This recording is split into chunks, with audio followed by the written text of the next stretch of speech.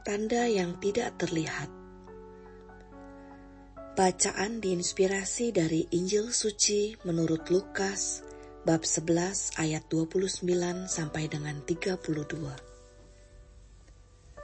Ketika orang banyak mengerumuni dia, berkatalah Yesus, "Orang-orang zaman ini adalah generasi yang jahat.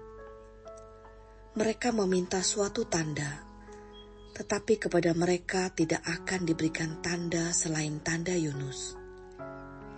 Sebab, seperti Yunus menjadi tanda untuk orang-orang Niniwe, demikian juga Anak Manusia akan menjadi tanda untuk orang-orang zaman ini.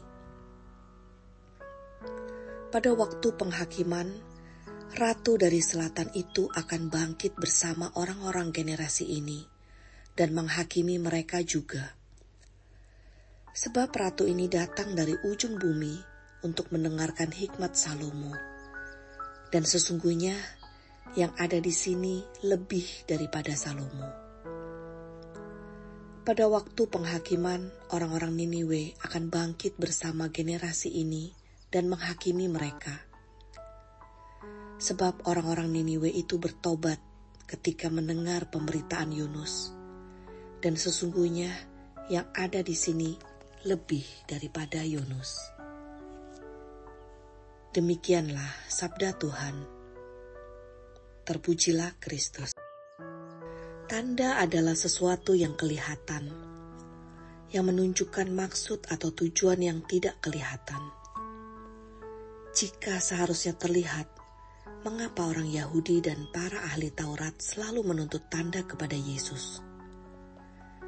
Permintaan itu seakan-akan menunjukkan bahwa mereka merupakan orang yang terbuka pada ajaran Yesus.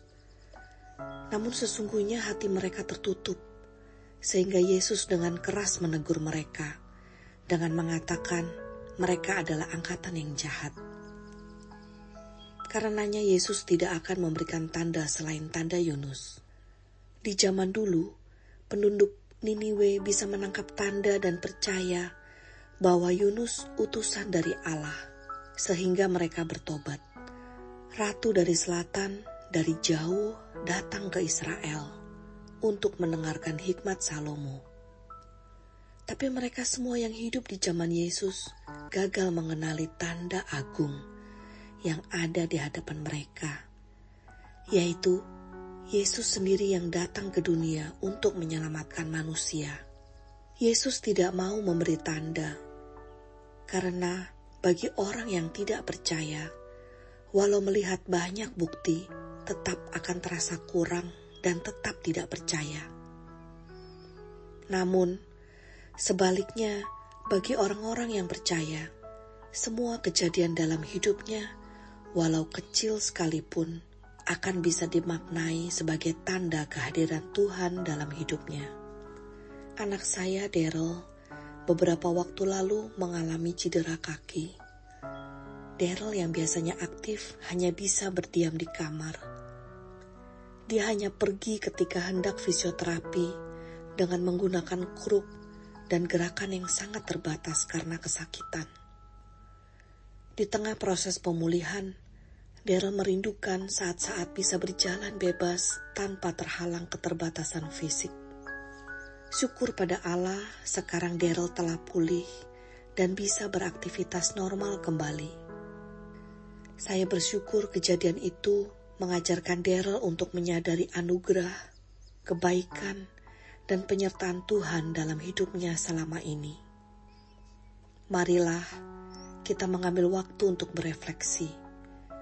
Apakah kita mampu melihat Yesus sebagai tanda nyata keselamatan yang datang dari Allah? Apakah kita mempunyai kepekaan untuk bisa melihat tanda dalam setiap peristiwa hidup kita sebagai tanda cinta dan kehadiran Tuhan, sehingga kita tidak lagi menuntut seakan kita belum menerima tanda dari Tuhan? Marilah berdoa. Tuhan Yesus Juru Selamatku, tolong curahkan rahmat-Mu supaya aku bisa selalu membuka hati sehingga bisa mengenali dan memaknai semua tanda dari setiap peristiwa hidupku sebagai kehadiran dan cinta-Mu padaku.